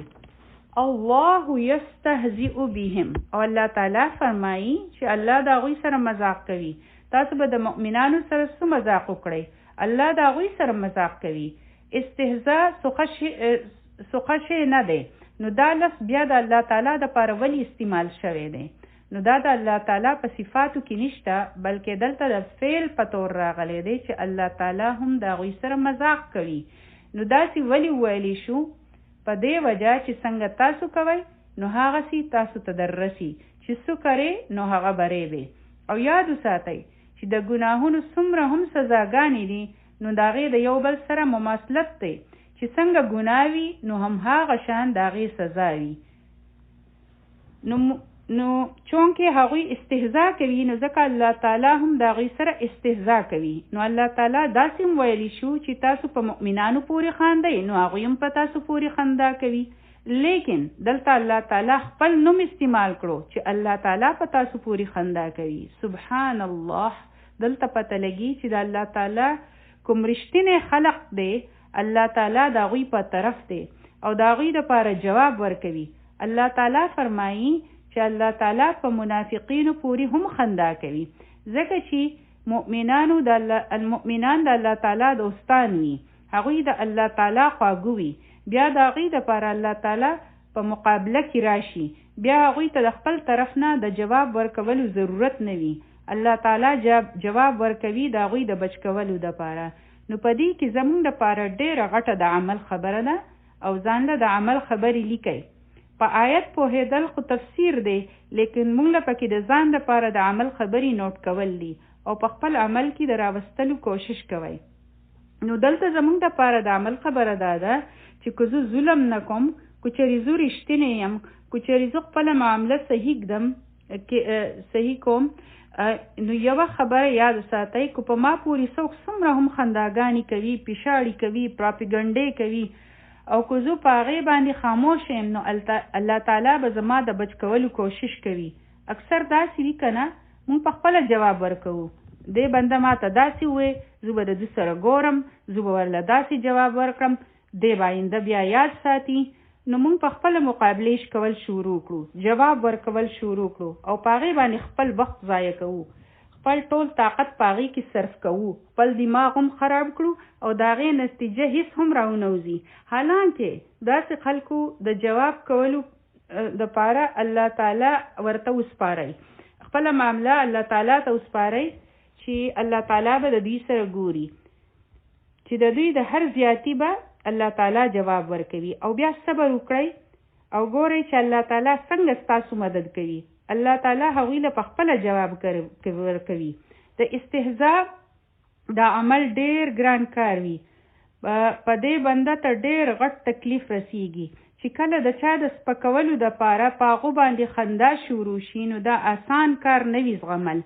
لیکن که څوک داسې کوي نو الله تعالی په خپله هغوی له جواب ورکوي. شرط پکې دا دی چې بنده رښتینی مؤمن وي. نو الله تعالی دا خبره نه خوښوي چې په مؤمنانو پورې څوک ټوقې او مسخرې کوي، استهزاء کوي او کوي به. الله تعالی چې د قیامت په ورځ څنګه د دې استهزاء جواب ورکوي، د قیامت په ورځ نو هغه تاسو ته بیانوم. الله تعالی به هغوی له نور ورکوي په هغه وخت کې چې ډېره سخته یعنی تکه توره تیاره به وي، نو دوی له به نور ورکړی شي، لیکن ډېر زر به دا نور د دوی نه وتښتولی شي او دوی به په تیارو کې پاتې شي، ځکه چې دوی په دنیا کې په مؤمنانو پورې مذاق کوو. نو په دې طریقه د دوی سره مذاق وشو، اوله ورله نور ورکړی شو او بیا ترېنه واغستی شو. چې کله دوی ته نور میلاو شو نو دوی ډېر زیات خوشحاله شو چې زه نور راته میلاو شو. اوس دوی مؤمنان ته ګوري، هغوی له اوازونه ورکوي چې اوس تاسو موږ د خپل نور نه راکړئ. نو دا به په دوی پورې دا نمونه مذاق کېږي چې الله به ورله په اوله کې نور ورکړي او بیا به ترېنه نور واخلي. پوه شوې په دې خبره باندې؟ دویم یو بل مذاق به هم وي، دوی ته به آواز وشي د جنت د دروازو نه چې راځئ راځئ. دوی به په منډه راشي، منډې به وهي چې موږ هم جنت ته ننوځو، او چې څنګه دوی دروازې ته نږدې شي نو دروازه به پسې بنده شي. بیا به یو بله دروازه کولاو شي چې دلته راشئ، دوی به هلته منډه کړي، او چې څنګه نږدې شي نو هغه دروازه به هم بند شي. بیا به درېیمه دروازه کولاو شي او ورته به وویلی شي راځئ راځئ دې طرف ته راځئ، په جنت کې دننه راشئ. دوی به بیا منډه کړي، لیکن هغه به هم ورپسې بنده شي. تاسو به خنداګانې کولې که نه، او هغوی د الله تعالی ډېر خوښ وو. تاسو به هغوی ته بېوقوفه وې، تاسو به وی چې دا څه لیوني دي، پاګلان دي، په هغوی پورې به مو هر وخت خنداګانې او پیشاړې کولې، هغوی به درته سپک ښکارېدل. اوس ګورئ الله تعالی په تاسو پورې خنداګانې او مذاق کوي. الله اکبر. وَيَمُدُّهُمْ فِي طُغْيَانِهِمْ يَعْمَهُونَ. او الله تعالی دوی له ډیل ورکوي او د دوی د سرکشۍ په وجه. یعمهون وایي چې کله بنده ورک شي، چې کله بنده حیران او پریشان شي، چې کله د هغو زړه ړوند شي، هغوی سرګردانه ګرځي، دوی ته لاره نه میلاویږي، نو الله تعالی دوی پریښي دي، دوی له ډیل ورکړی دی، الله تعالی دوی له مهلت ورکړی دی. مونږ وایو چې دغه شان خلک وي نو دوی له ډیل نه وي ورکول پکار، چې څومره هم ظالمان یا خراب خلک دي چې الله تعالی دوی ولې نه نیسي. نو یوه خبره یاده ساتئ، د الله تعالی خپله یو طریقه ده د نیولو، هغه بنده زر نه نیسي، بلکې هغه بنده له ډیل ورکوي. نو په ډیل ورکولو کې څه وي؟ الله تعالی دوی له نور ډیر هرڅ ورکول شروع کړي، نور نعمتونه ول ورکول شروع کړي، ډیر غټ باران وي په د نعمتونو، ډیر په راحت وي، په ښه ورځ وي. نو د هغو دا خیال وي چې موږ صحیح وو. که چېرې موږ په غلطه وي نو ولې الله تعالی به موږ له دومره هرڅ راکړي وو، او دا راحت او عیش والا ژوند به موږ ته ولې میلاوېدو؟ که چېرې موږ غلط وي نو موږ به بیا فوراً الله تعالی نه نیو. نو اصل کې داسې وي چې دا نمونه خلک چې وي په خوشحالو کې وي. که چېرې د هغو بې څه بیماری دی یا د هغو نوکري تلې یا څه بل آفت په هغو باندې راتلې نو هغه به یېرېدو چې ها دا ما ګناه وکړو نو ځکه اوس زما دا حال دی، دا ما د چا زړه آزار کړی دی، دا ضرور ما د هغو سره ظلم کړی دی او د هغې په وجه زما سره داسې وشو. نو بیا به انسان په داسې سوچ کول باندې مجبوره کېدو، ضمیر به هغه ملامته کوو. لیکن د لږ وخت لپاره تاسو سوچ وکړئ چې که انسان ګناه کوي، منافقت کوي او بیا د هغو ژوند نور هم ښه کېږي، د هغو په ژوند کې هر څه صحیح وي، نو څه به کېږي؟ بیا به هغو ته چېرته هم د خپلې غلطۍ احساس نه کېږي چې زه په غلطه یم، او یا په خوشحالۍ کې چېرته موږ ته خپله غلطي په نظر راځي؟ نه. چې کله خوشحالي وي نو موږ له چېرته هم د خپلو ګناهونو په باره کې سوچ نه راځي. صحت هم را سره دی، ښه په عیش کې یو، مزې کوو، خوشحالۍ دي، په نوکرۍ کې هم ترقیانې میلاویږي. ټیک شوه؟ یعنی ژوند ډېر ښه روان دی، په کور کې قلاره قلاري ده. نو موږ څه سوچ کوو چې موږ څه ښه کار کړی دی، ځکه موږ ته دا هر څه میلاو شوي دي. موږ چېرته هم دا سوچ نه کوو چې هسې نه چې دا ماته ډیل یعنی مهلت میلاو شوي وي. نو دا خبره یاد ساتئ، که چې یو انسان په ګناهونو کې دی، غلط کارونه کوي، بیا هم هغو ته چوټي میلاو ده، بیا هم د هغو دپاره نیول نه وي، نو په دې خبره پوه شئ چې په بنده پسې الله تعالی رسۍ پریښي ده. یو ځناور دی او په هغو پورې رسۍ ده، د هغو مالک د هغو رسۍ دراز کوي یعنی اوږده کوي، یعنی د یو میل پورې رسۍ ده د هغو په مرۍ پورې. اوس د هغه ځناور دا سوچي چې زه خو آزاد یم، هغه داسې منډې وهي او دا یې خیال وي چې زما په مرۍ کې خو د سره رسۍ شته دی نه، زما څوک کنټرول کول واله نشته، چې کوم خوا مرضي ده بس منډه به کړم. هغه تیزه منډه وهي، دومره منډه ووهي هغه ډېر لرې لاړ شي، هغه څومره په تیزۍ سره منډه وهي چې وهلی شي ووهي، او هغه سرکشه شي چې زه خو آزاد یم او هغه د حدونو نه وځي. او چې کله هغه حدونه کراس کړي، یعنی د هغو سره چې څومره رسۍ به ټیک شوه د یو میل هغه ختمه شوه، او چې څنګه د هغو یو میل هغه رسۍ پوره شي او هغه په تیزۍ سره منډه وهي او هغه نو د هغو سره به څه وشي، د هغو مرۍ به دومره په سختۍ سره هغه رسۍ راکاږي، نو هغه رسۍ به یعنی د هغو مرۍ ته پرېوځي چې د هغو سترګې به بهر راوځي، ځکه چې هغه ډېر په تیزۍ سره روان و او هغو نه دا خبره هیره شوې وه چې ما په مرۍ کې خو رسۍ ده او دا رسۍ د چا په لاس کې ده او په ما پسې پریښې ده، چې کله هغه زما دا رسۍ راکاږي نو زما به څه حال وي. اوس چې چا رسۍ 1 میټر وي نو هغه به څومره منډه ووهي، هغه خو تښتېدی نشي، نو ظاهره ده هغه نشي چوک کېدی. لیکن چې د چا رسۍ څومره اوږده وي نو د هغو د چوک کېدو خطره زیاته وي، ځکه چې د هغو رسۍ چې وي هغه په سختۍ سره د هغو مرۍ راکاږي. او دې ته څه وایي؟ استدراج. د الله تعالی قانون ته استدراج وایي. الله تعالی فرمایي سنستدرجهم من حيث لا يعلمون. مونږ به دوی داسې په آرام راونیسو چې دوی ته به پته هم ونه لګي، دوی به پوهه هم نشي. هغوی به دا سوچ کوي چې مونږ آزاد یو او زمونږ څوک نیولو واله نشته، په ګناهونو کې به دومره لرې لاړ شي. هغوی داسې محسوسوي چې مونږ څوک نه یني، ها شاید الله تعالی مونږ اګنور کړي یو نو مونږ خو ټیک یو، د دومره فکر کولو هیڅ ضرورت نشته، هیڅ هم نه کېږي. تر نن ورځې پورې څه شوي دي، مونږ څومره ظلمونه کوو، هیڅ هم نشته، مخکې به هم څه نه شي. نو دا د هغوی بېوقفي وي چې هغوی په سرکشۍ کې نور سیوا شي او په ګناهونو کې نور ډېر مخکې لاړ شي، او بیا چې کله هغوی د حد نه مخکې لاړ شي که نه، نو بیا یو وخت داسې راشي چې الله تعالی هغوی داسې ونیسي چې بیا بنده نه بچ کېږي. په اردو کې یو ډېر ښکلی شعر دی چې زما ډېر خوښ دی او هغه دی نجا اس کے تحمل پر کہ ہے بے ڈب گرفت اس کی ہے ڈر اس کی دیر گیری سی کہ ہے سخت انتقام اس کا. مطلب دا دی چې الله تعالی په تحمل یعنی نرموالی پسې مزئ ځکه چې هغه خدا سي رحیم دی چې هغه څوک نه نیسي. لیکن یره د دې خبرې ده چې کله د هغو نیول راشي نو بیا د هغو انتقام د هغو بدله ډیره سخته ده.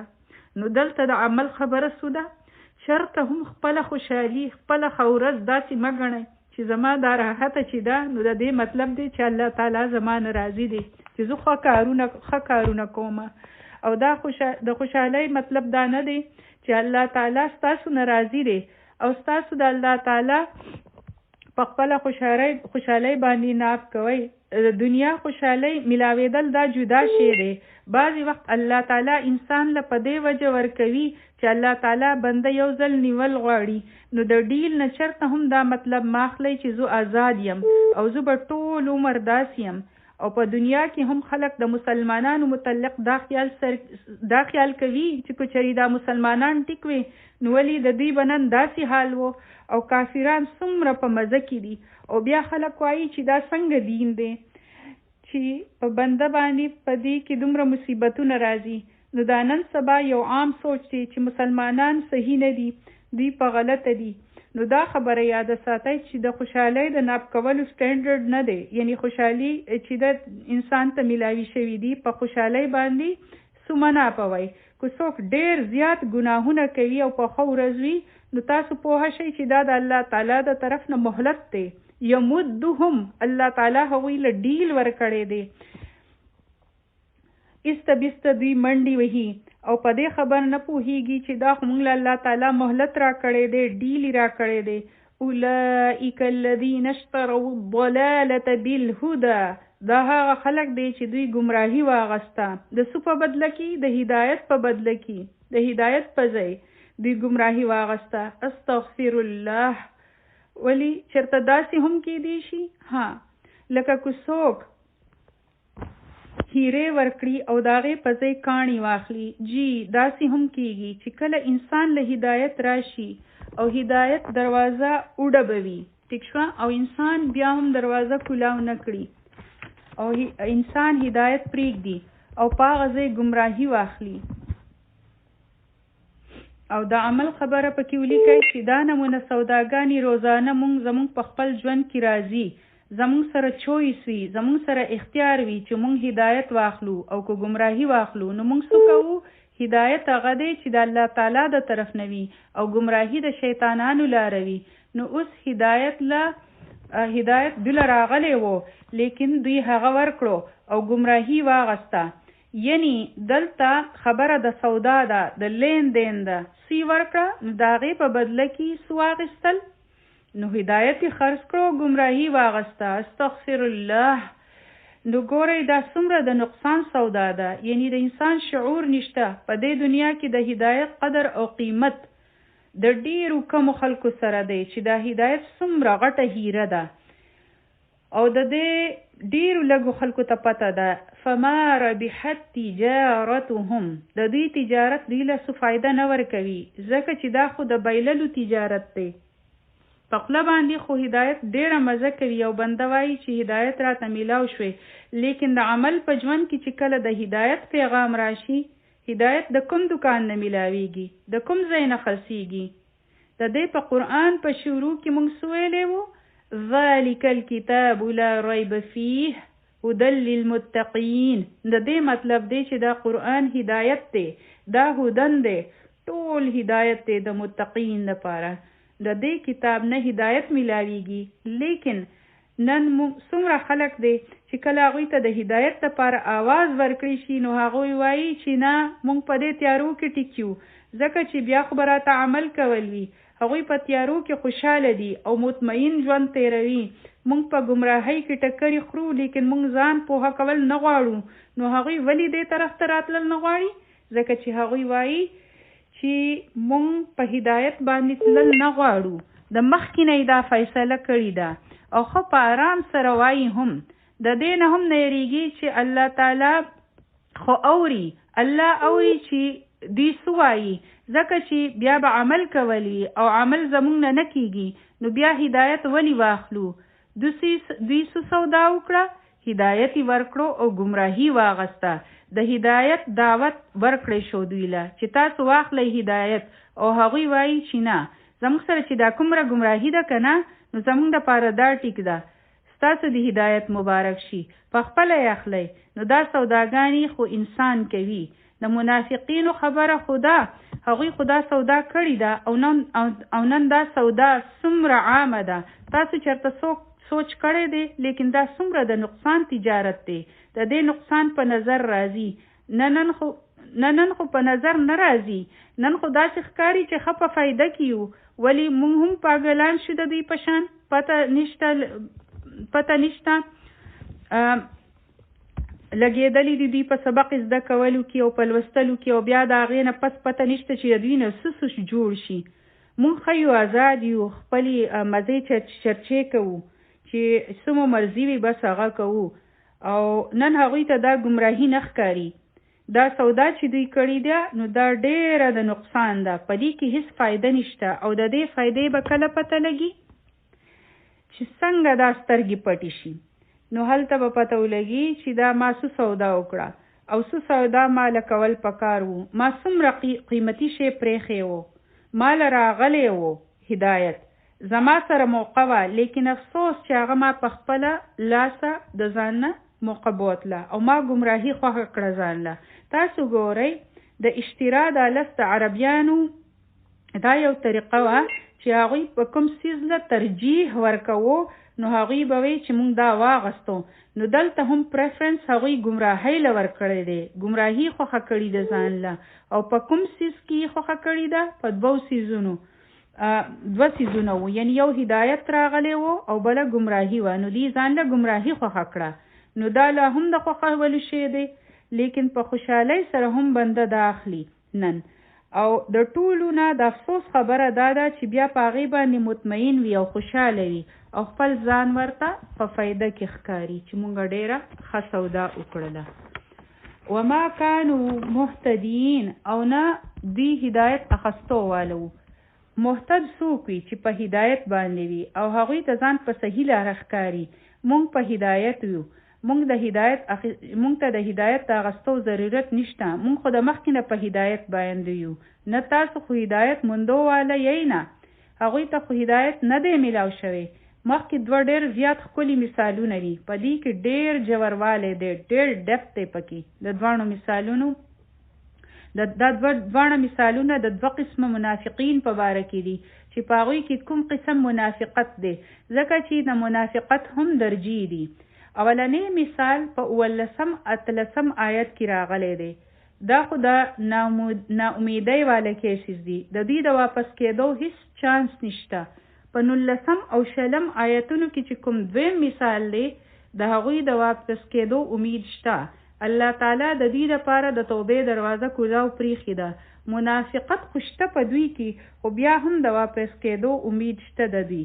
نو لکه څنګه چې درته ما د بیمارۍ د سټیجز په باره کې ویلي وو، نو دا اولنی مثال والا 4م سټیج یعنی اخري سټیج ته رسېدلی دي، د دې دا بیماري نشي ښه کېدی.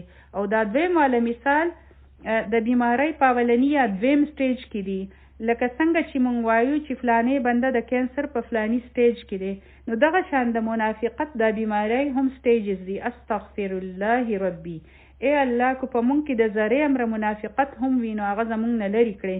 یا الله زمونږ زړونه ووینځئ چې د نفاق په حالت مونږ چې د نفاق په حالت کې مونږ ستا سره ملاقات ونه کړو. یا الله زمونږ زړونه د ایمان نه ډک کړي. آمین یا رب العالمین. مثلهم، مثال د دې مثال څنګه دی؟ کمثلی، لکه څنګه چې مثال دی استوقد ناره، د هغه سړي په شان چې اوري بل کړی دی. دلته خبره د ګڼو خلکو کیږي او بیا راغی چې د دې مثال د یو سړي دی. نو بعضې علما وایي چې د جماعت یعنی د ګڼو خلکو مثال چې دی د یو سړي سره ورکړی کیږي، لیکن چونکې نفاق د زړه بیماری ده، نو هغه بنده نشي لیدی.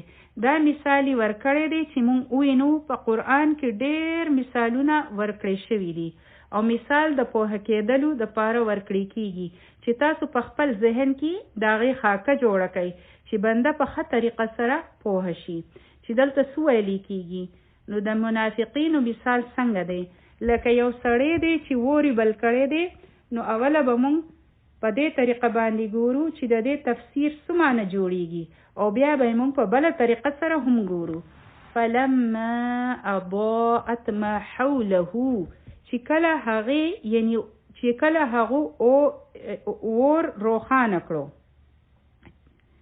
چې کله هغه یعنی اور روخانه کړو ماحول داغو یعنی یو سړی دی او هغه ور بل کړی دی او دغه ور چې دی داغه سره ټول ماحول روخانه شو ماحول پیژنې کنه یعنی داغه نه غیر چاپیره ماحول داغو یعنی د سړی ټول ماحول نو د اور د بلیدو په وجه چاپیره رڼا شو ټول ماحول روخانه شو ذهب الله بنورهم نو الله تعالی داغو نور بوتلو یعنی هغه نور ختم شو وترکهم فی ظلمات لا یبصرون بیا جمع راغله اوله واحد د یو کس خبره راغله او بیا جمع راغله چې الله تعالی د هغوی نه د هغوی نور واغستو او هغوی په تیاره کې پرېښودل اوس هغوی ته هیڅ په نظر نه راځي نو دا د یو سړي مثال دی چې تیاره ده صحرا ده د لري لري پورې هیڅ رڼا نشته یو سړي ور بل کړو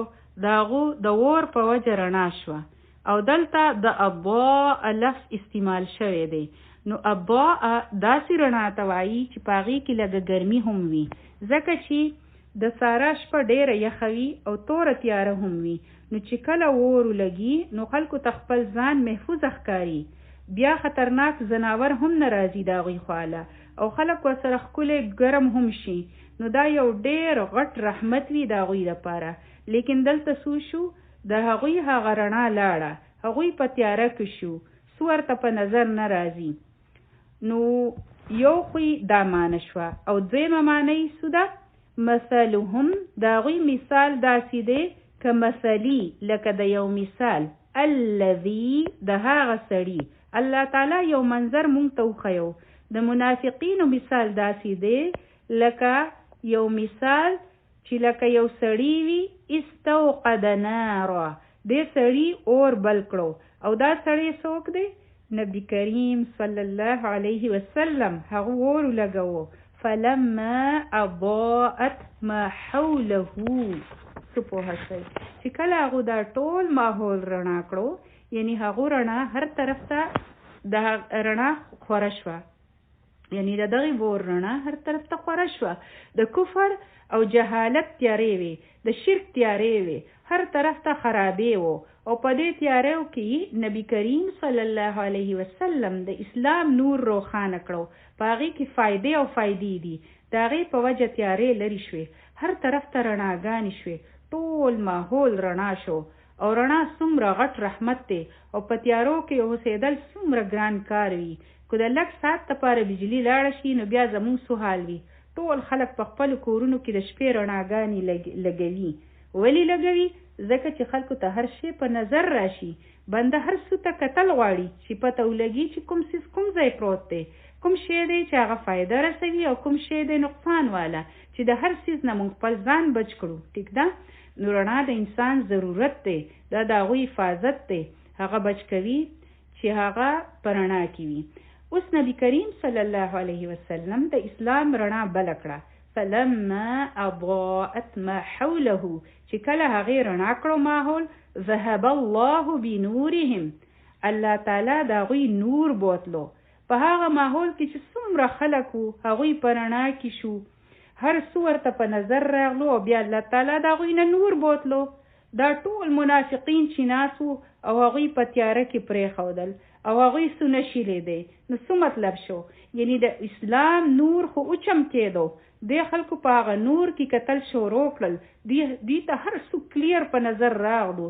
یعنی دې خلکو اسلام قبول کړو لیکن د هغې نه پس څه شو د دوی دننه چې د نفاق کوم خیرې و کوم مرض و د هغې په وجه د دوی نور لاړو بهر رڼا ده لکه نور راختلی دی او که د چا نظر نه وي نو د هغو دپاره به تیاره وي نو اوله خو بهر تیاره وه نو د دوی سره نظر وو، نو دوی کتې شو، لیکن چې کله نور راغی بهر نو د دوی خپل نظر راغلو. اوس دوی بیا په تیاره کې شو. دا د چا خبره ده؟ ابن عباس رضی الله عنه، ابن مسعود رضی الله عنه او نور صحابه کرام رضی الله عنهم فرمایي چې نبی کریم صلی الله علیه وسلم کله مدینه ته هجرت وکړو نو خلکو اسلام قبول کړو، لیکن دا غې نه پس هغوی منافق شو. پوه شوئ؟ نو دې مثال نه پته لګي چې نبی کریم صلی الله علیه وسلم راغی، تیارې لرې شوې، رڼا شوه، چاپېره ماحول رڼا شو. هغه خلک هغه وخت دوی رڼا ولیده، دوی هم لیدل شروع کړل، اسلام قبول کړو، لیکن دا غې نه پس د دوی رڼا لاړه، ځکه چې دوی رښتینی نه وو، ځکه چې دوی خالص نه وو، په دوی کې د نفاق مرض و. نو الله تعالی د دوی رڼا واپس واغسته او دوی دغه شان پاتې شو. اوس دوی هیڅ هم نه ویني، بیا تیارو طرف ته روان شو. نو دا هم یو غټه محرومي ده د انسان لپاره چې الله انسان ته چانس ورکړي، موقع ورته میلاو شي او هغه حق پیژني هم، او د هغې نه پس بنده وایي چې دا خو ډېره ګرانه لاره ده. دوی خو زموږ نه ډېرې مطالبې کوي. اوله خو نه وه مونږ ته پته، مونږ ته خو د دې هر څه نه و خبر چې مونږ ته به دومره هر څه کول وي، لیکن د دې نه پس بیا هغه واپس شو او بیا څه شي؟ تیارې شي. بیا تیارې څه شی دی؟ شکونه. یعنی د انسان په ذهن کې شکونه راځي، د شکونو تیارې خوري شي. او دلته د تیارو دپاره د ظلمات لفظ راغلی دی، او دا د ظلمت نه دی، یعنی ډېرې زیاتې تیارې. ظلمات چې دي نو دا ډېرې زیاتې تیارې دي. هغه کومې تیارې دي؟ د کفر تیارې، د منافقت تیارې، د جهالت تیارې، د دنیا سره د محبت تیارې، د ماده پرستۍ، یعنی د انسان چې دا پیسه او دا ټول څیزونه خوښلي، د دې ټولو تیارې، د غفلت تیارې، نو دا ټولې تیارې دي. دوی په هغې کې سرګردانه ګرځېدل. په اوله کې خو دوی خوشحاله وو چې زه نبي کریم صلی الله علیه وسلم راغی، ټولو خلکو اسلام راوړو، زمونږ هم اسلام قبول کړو، په جنګي بدر کې هم مسلمانانو ته کامیابي ملاو شوه، زمونږ هم مسلمانان شو. اوس دلته خو ډېر څه کول دي، لیکن چې دوی ته پته ولګېده چې موږ ته خو ډېر څه کول دي او ډېرې پابندۍ دي چې دا کولی شي، دا نه شي کولی، دا حلال دي، دا حرام دي. دلته خو د دوی زموږ نه ډېر غټ ایکسپیکټیشنز دي، موږ ته خو ډېر څه پرېښودل دي او ډېر څه راته کول دي، قربانۍ ورکول دي. نو دا هر څه به په موږ باندې ډېر ګران شي. نو بیا هغوی واپس شو. نو ابن کثیر رحمه الله فرمایي چې داسې نه وو چې هغوی ته چېرته ایمان نه و میلاو شوی، ایمان ورته میلاو شوی و، لیکن د نفاق په وجه هغه ایمان ترېنه واپس واغستی شو او دوی دغه شان کنفیوزد پاتې شو. نه دې مطلب دی چې انسان د داسې سوچ دپاره په اسلام کې نشي داخلېدی چې زه به مسلمانانو له دوکه ورکړم، کلمه به ووایم. نو ځینې خلک دغه شان کوي او وایي چې زه د دننه به زه کافر یم. نو داسې به یهودیانو کول. نو صرف دا منافقت نه وي چې بنده د غلط نیت سره راشي، بلکې داسې هم خلک وي چې په ښه نیت سره راشي، کول غواړي او بیا واپس لاړ شي. نو دا شی دلته خیلی شوی دی، بنورهم ویلی شوی دی، یعنی د هغوی نور. نو نور یو شی دی او د تیارو دپاره ظلمات لفظ راغلی دی. د دې مطلب دی تیارې. پوه شوئ په دې خبره؟ یعنی نور یو دی او تیارې ډېرې دي. د دې مطلب دی چې د حق لاره یوه ده او غلطې لارې ډېرې زیاتې دي، د ګمراهۍ لارې ډېرې زیاتې دي، د کفر، شرک، د نفاق، د ګناهونو تیارې چې دي دا ډېرې زیاتې دي. او که تاسو وګورئ نو یو ځنګل دی بهر او هر بنده په خپله ژبه کې لګیا دی. څوک یو څه وایي، څوک بل څه وایي، څوک به وایي چې حدیث منل ضروري نه دي، څوک به وایي چې د نبي کریم صلی الله علیه وسلم نه پس بل پیغمبر راغلی دی، نعوذ بالله. څوک یو څه وایي، څوک بل څه وایي. دا ټول ظلمات دي، تیارې دي، ګمراهۍ دي. او صراط مستقیم صرف یو دی، دا یو لار ده، سیده لار ده، نیغه لار ده. او غلطی لارې دومره ډېرې دي، نو ځکه په غلطه لارې باندې د ترو خطره چې ده دا ډېره زیاته ده. که د بنده خپه وښیږي ځان په سیده لاره ایښودل، په هغې تلل ګران دي، ځکه چې هر طرف ته د ګمراهۍ لارې دي. یو غلط قدم انسان غلطې لارې ته بوتلی شي. نو ځکه د انسان امتحان دی چې انسان ځان له نیغه لاره خوښه کړي او په هغې روان شي. نورو لارو ته مه ګورئ. او چې د چا سره علم نشته او هغوی ته پته نه وي، نو هغوی ډېر په خطره کې دي چې د هغوی خپه وښویېږي او هغوی ځکه چې د هغوی سره علم نشته او بیا د هر طرف نه خلک هغوی ځان طرف ته راکاږي.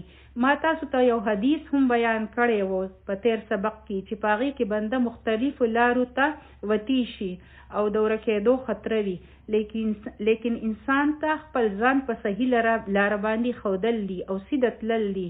دا د امتحان او د خلکو ایمان راوړو، اسلامي راوړو. په هغه مجلسونو کې به کېناستل، په کومو مجلسونو کې چې به حضرت ابوبکر صدیق رضی الله عنه او حضرت عمر رضی الله عنه کېناستل او هغوی د نبی کریم صلی الله علیه وسلم د محفل نه سو اخیستل او دوی ترېنه سو اخیستل.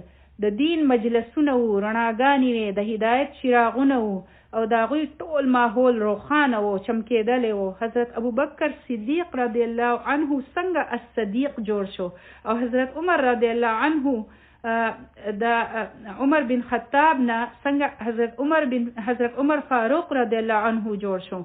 نو دغه ماحول په وجه خلک کوم ځای ته ورسېدو او د دې لپاره څه و تیارې.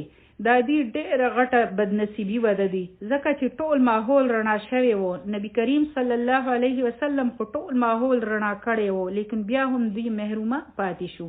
نو ځکه د یری خبره ده چې که بنده اسلام قبول هم کړي، د هغې نه پس بیا هم د هغو خپه خویلی شي. انسان ته پته نه وي، بعضې وخت د هغو چاپېره هر څه روښانه وي خو هغه پکې محرومه پاتې شي. نو د دې مثال دا دی او دا ډېرو وښېدو والا خبرې دي. ګورئ د منافقت بنده ته په خپله هم پته بعضې وخت نه چلیږي. نو الله تعالی د دوی نور واپس واغستو. اوس که څوک وایي چې الله تعالی د دوی نور واغستو نو د دوی پکې څه قصور دی، نو خبره دا ده چې کله الله تعالی ګوري چې څوک نیکۍ طرف ته روان دی، نو الله تعالی د هغو دپاره د نیکۍ دروازې کولاو کړي. او چې کله څوک ګناه طرف ته ځي او په هغه لاره باندې تلل غواړي، نو الله تعالی هغوی له بیا د هغې لارې توفیق ورکوي، بیا هغه په هغې روان وي او الله تعالی هغوی بیا په هغه لاره پرېږدي. اوس دوی هیڅ هم نه ویني.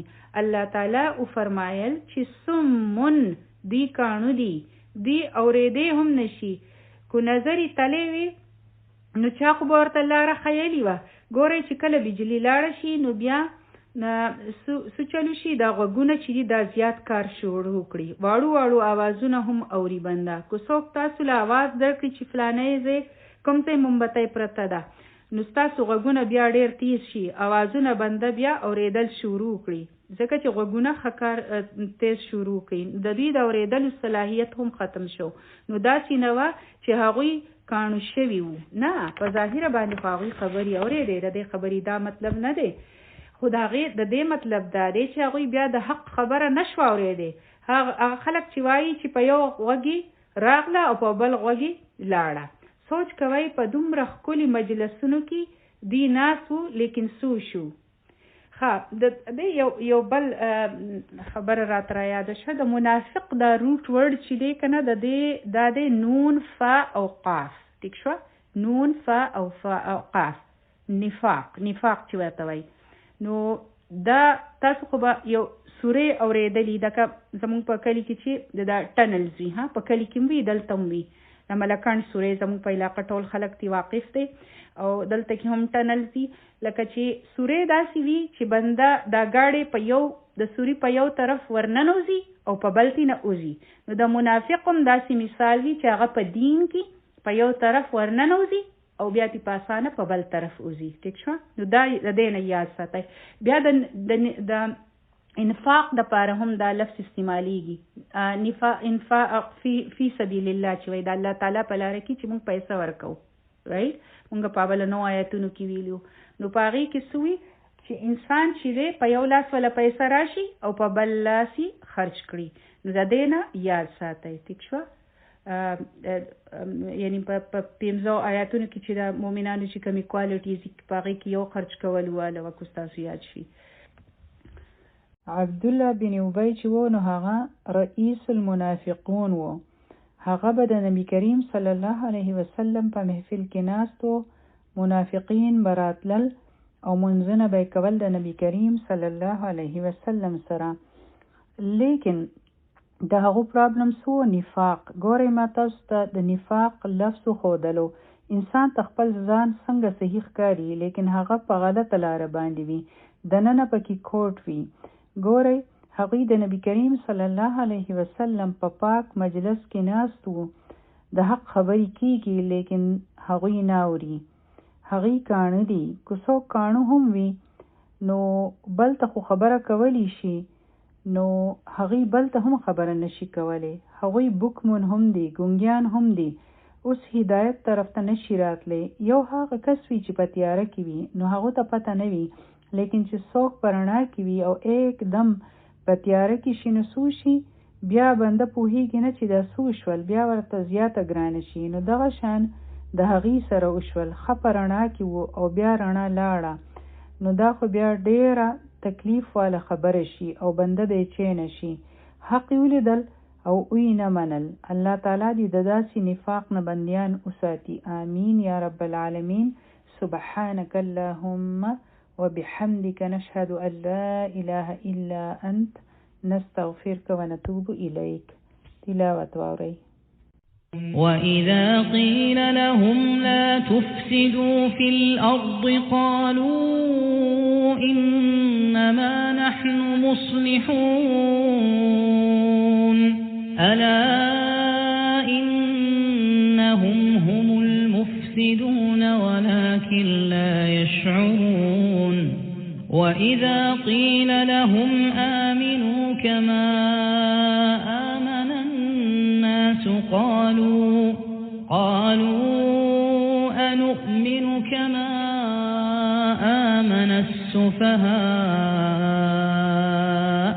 ألا إنهم هم السفهاء ولكن لا يعلمون وإذا لقوا الذين آمنوا قالوا آمنا وإذا خلوا إلى شياطينهم قالوا إنا معكم إنما نحن مستهزئون الله يستهزئ بهم ويمدهم في طغيانهم يعمهون أولئك الذين اشتروا الضلالة بالهدى فما ربحت تجارتهم وما كانوا مهتدين مثلهم كمثل الذي استوقد نارا فلما أضاءت ما حوله ذهب الله بنورهم وتركهم في ظلمات لا يبصرون صم بكم عمي فهم لا يرجعون